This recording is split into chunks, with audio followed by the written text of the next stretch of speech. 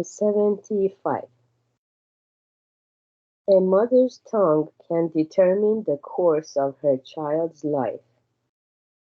Leon Gambetta, a poor grocer's son, grew up to become a great French statesman of the 19th century. This is the inspiring story of how his mother helped him realize his dream. When Gambetta was around 15, he was sent off to be a tailor's apprentice, but came back home after only a few months. His quick-tempered father gave him a tongue lashing and ordered him to work in the family grocery store. His mother, seeing how depressed he was, took pity on him and quietly asked why he had quit the apprenticeship. "It didn't suit me." "Then what would suit you?" "I want to be a great statesman and work for the common good."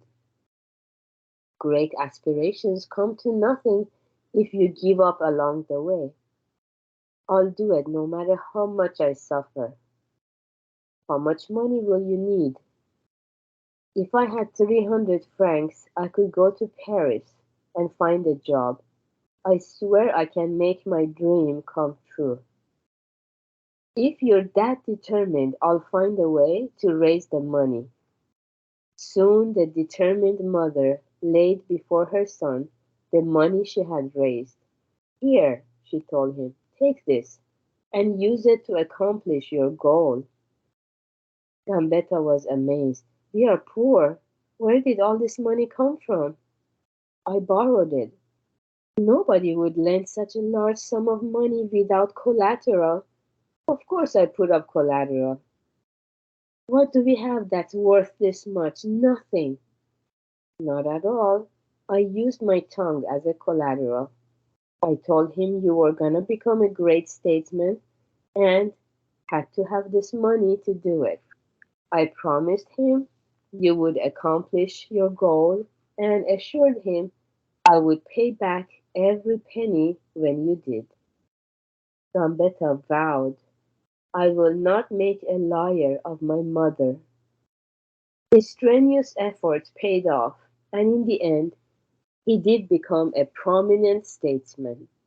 A mother's tongue can determine the course of her child's life, and through her children, a mother can change the world. Very good. What an inspiring story. Uh, that first of all teaches us about the determination of a person to reach a goal, especially if their goal has something to do with working for the common good. It's kind of a goal in Buddhism, it's called transcendental. So it doesn't involve only one individual, it's for the common good.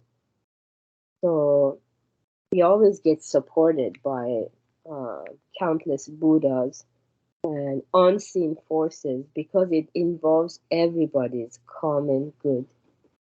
But that's one thing we learned, that if we always have in mind that common good, many forces come together to support us to get to that point. And because this young boy's determination was so strong, and he was very blessed to have such a kind mother. So even though his father was very uh, quick-tempered man, but and the father didn't have any understanding for his son, just showed anger. But his mother was very understanding, so that's a blessing too. And yeah, so also, because mm, we have so much potential that we want to make sure we reach the fullest usage of all that potential. So how can we do that? If we are in isolation, it's very difficult to reach that fullest potential. But if we give our words, so that's the second parameter of keeping promises. Once we give our word, we plan something and we promise something, then it's not only about me, it involves other people. I don't want to inconvenience other people, so no matter what, we're gonna find a way um, to fulfill our promise.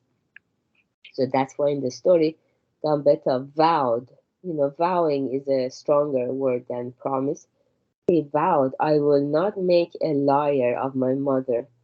That means if my path becomes very painful, my studies become hard, if I want to quit, that means I will let down my mother. My mother becomes a liar because she put her word um, as collateral. So that's the power of community. That's the support system that everybody needs.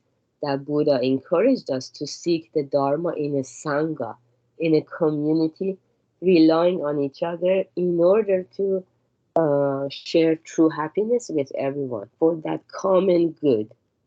That's the power of Sangha, and everybody will become happy because it's all for the common good that transcends our selfish self-interest and desires. Yeah, so good job everyone for being here doing this recitation meditation. Also, it's we are thinking together about our life's greatest purpose, practicing together going forward. So have a wonderful day. Bye. Peter?